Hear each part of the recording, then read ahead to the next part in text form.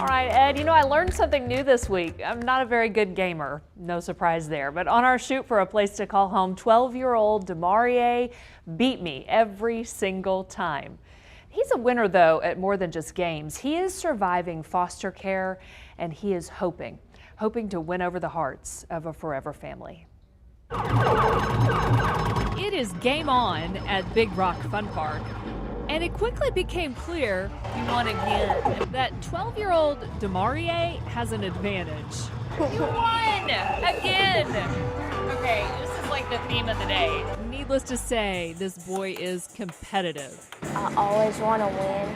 And win he did, beating me, reeling in tickets, more than 2,000 of them, time and time again. Demarie played football last year. He was a wide receiver. And he really likes his foster family. Yes, Lord.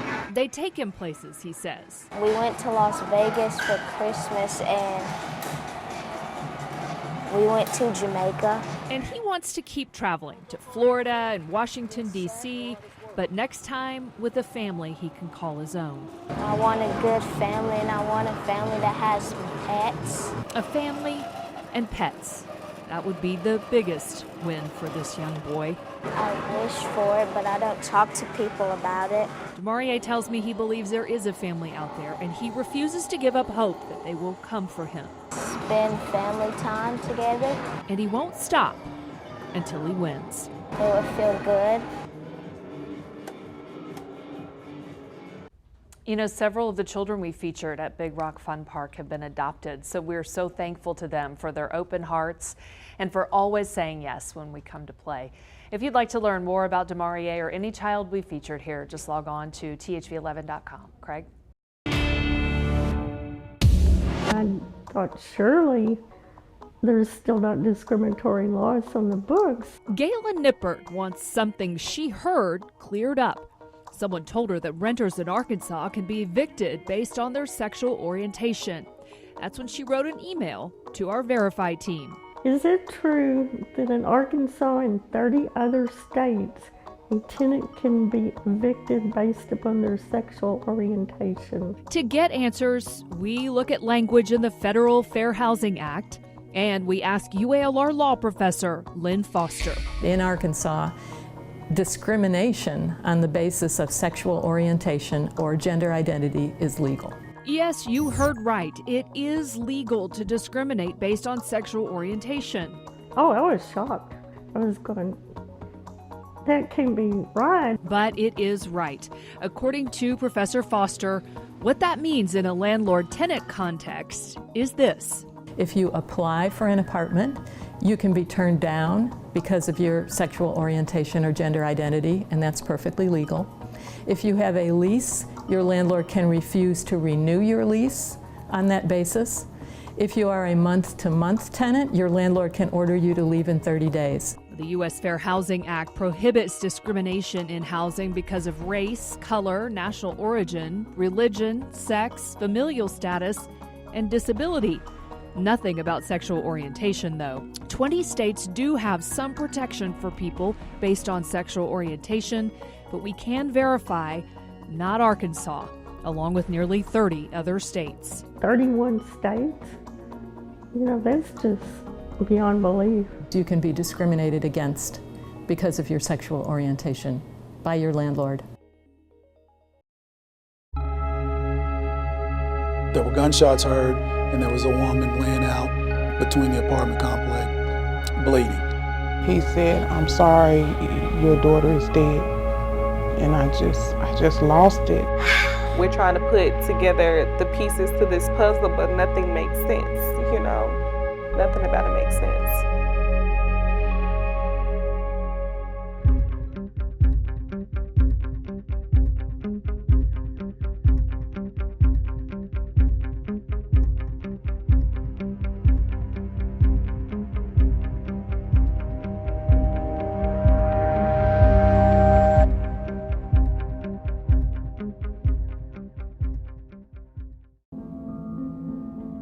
She was so full of life. She was funny and mannerable and an awesome daughter and an awesome mother. 30-year-old April Harris was her mother, Tammy Fleming's pride and joy.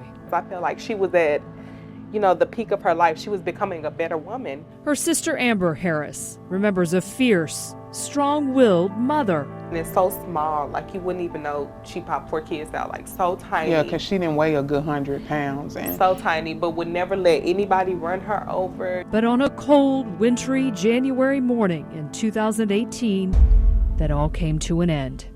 And it felt so surreal because she was here. Harris bundled her 4 children for school. Pulaski County Sheriff's Lieutenant Robert Garrett. Her normal routine was to send her son outside to get the car started. On this particular day, there had been a winter storm, so she sent him out a little early to get the car warmed up. She was planning to drop her children and leave for a quick trip with her mother and sister to Memphis. Just before 6:30 a.m., she locked the door to her 3rd-floor Fairfax Crossing apartment and walked down the outside stairs with her 5-year-old daughter bundled in her arms and 2 other children following behind. As she came down the stairs on the 1st level, a masked gunman jumped out of the bushes and proceeded to shoot. And April's daughter was shot first, and they both fell upon impact. And then April was murdered in front of her children, who followed behind her. The story that we got was that he was actually hiding behind some hedges next to the other building on the opposing side of the courtyard. As if he was waiting for her. Yes. Her son, the one who'd warmed the car, watched it all unfold. He was actually still out there as he watched his mother carrying his sister and his other siblings come down the stairs, and he saw the man come out and shoot at his mother. He also called 911, and her children gave police a description. Medium build, male subject wearing all black with a black hood over his head and a black ski mask over his face. Never said a word prior to shooting, and after immediately walked away. No cameras caught that suspect. He was gone on foot before police arrived on scene minutes later. April died at the hospital. Her daughter recovered. In the days and weeks that followed April's funeral, it hurts my soul. pain and grief among her family, Someone out there knows something. and few leads that made any sense. No arrests, no suspects. A case unsolved. From everything that we've done in this case, we haven't been able to find any indication that she was having any problems with anyone. One thing detectives did uncover is this: a police report filed a month before April's murder. Someone tried to break into her apartment, but no items missing, and no suspect in that case either. There was nothing in her lifestyle or background that would lead us to say, okay, we can understand why this is happening, which is what makes it so hard. Do you believe she knew this person? I would have to say that she did. Otherwise, why would you wear a mask at 6:30 in the morning when it's dark outside? Now, you might say, well, it was wintertime and it was cold, but I believe that she did know him. What further makes me believe that is the fact that they didn't say anything. Maybe she survives and she recognizes the voice, or the children recognize the voice as somebody that they've been around before. April's family said after the attempted break-in, she asked to break her lease so she could move. But a masked gunman forever took away that opportunity. We're thinking that this is not normal. Her killer will be apprehended, and then you go on 60 days, and we're on Facebook and we're saying it's been 60 days, and then it's been 90 days. Oh, it's April's birthday. Her killer is still at large, and then it's been a year, and it's like, that doesn't get easier. Do you have a suspect or a person of interest? We have a few people that are persons of interest. Now, that's not to say that they are actual suspects involved in the incident, but we believe that they hold information that might be fruitful for us in this investigation. Yes, I believe someone out there knows something. A young mother, a beloved daughter, a darling sister, now remembered only through pictures and memories. As a mother, that's your main purpose, is to protect your children. She wasn't given that option. She died alone. This story alone should warrant somebody to feel like they need to provide information. Who can shoot someone while they're holding their child? We want to know why, we want to know who, and we want to be able to tell April's children that her murderer has been captured.